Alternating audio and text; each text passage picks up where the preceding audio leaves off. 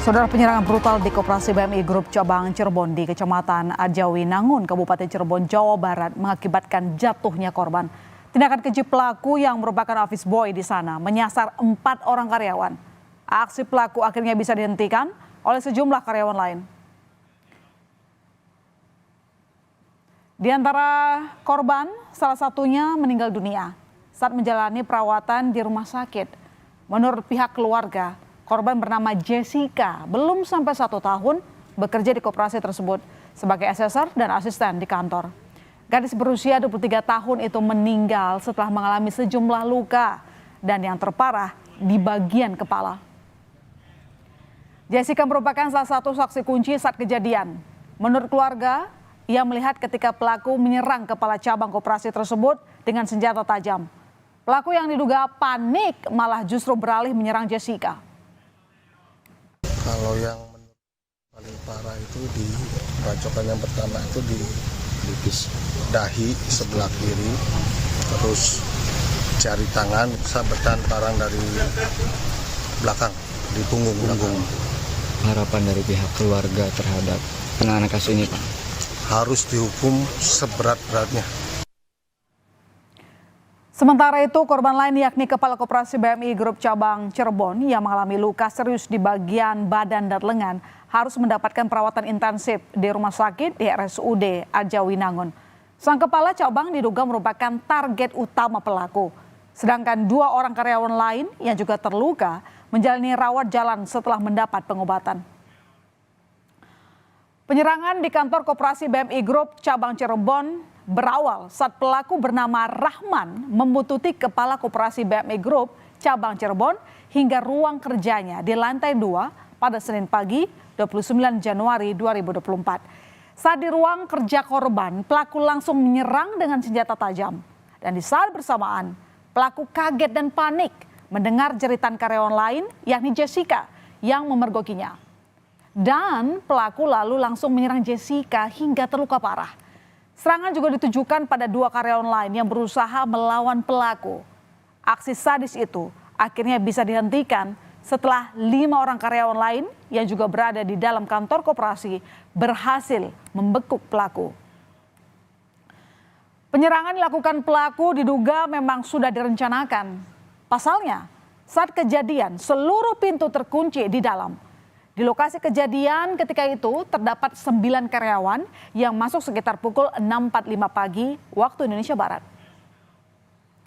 Terhadap kepala cabang oleh OB-nya atau staf umumnya, gitu ya.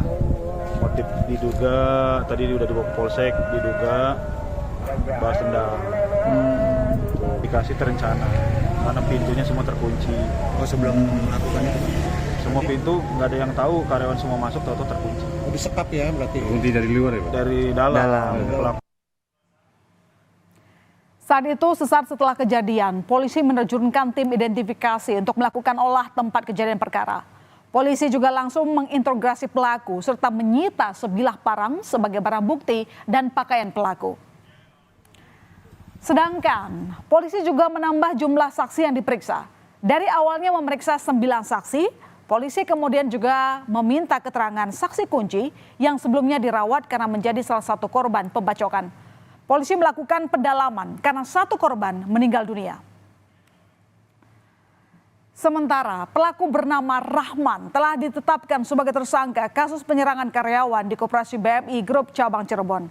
Dari hasil penelusuran polisi, tersangka yang juga merangkap menjaga keamanan di kantor itu sudah merencanakan tindakan kejinya tersebut. Rahman bahkan telah menyiapkan rencana pelariannya. Terungkap fakta bahwa tersangka telah menyiapkan rencana penganiayaan dan pembunuhan 5 hari sebelum eksekusi dilakukan.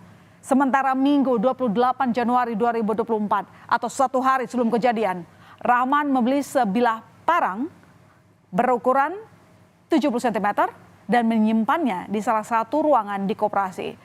Rahman juga berencana langsung kabur dan bahkan telah membeli tiket pesawat usai menjalankan niatnya, yakni membunuh Kepala Cabang Koperasi BMI Grup Cabang Cirebon. Dari pengakuan tersangka, ia berniat membunuh sang kepala cabang lantaran kerap dimarahi. Rasa sakit hati kemudian berkembang menjadi dendam hingga ia nekat berencana melakukan pembunuhan. Tersangka sudah bekerja selama kurang lebih 2 tahun di koperasi tersebut. Atas kasus penyerangan brutal di koperasi BMI Grup Cabang Cirebon, polisi pun telah melakukan gelar perkara. Polisi membeberkan semua fakta-fakta dari kasus yang menyita perhatian publik.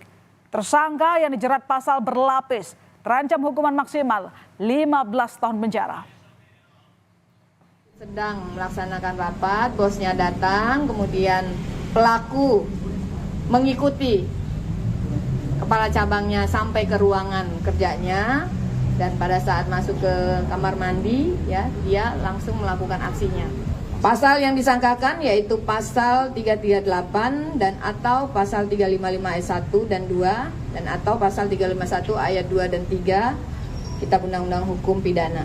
Ancaman tertingginya, ancaman hukumannya 15 tahun penjara.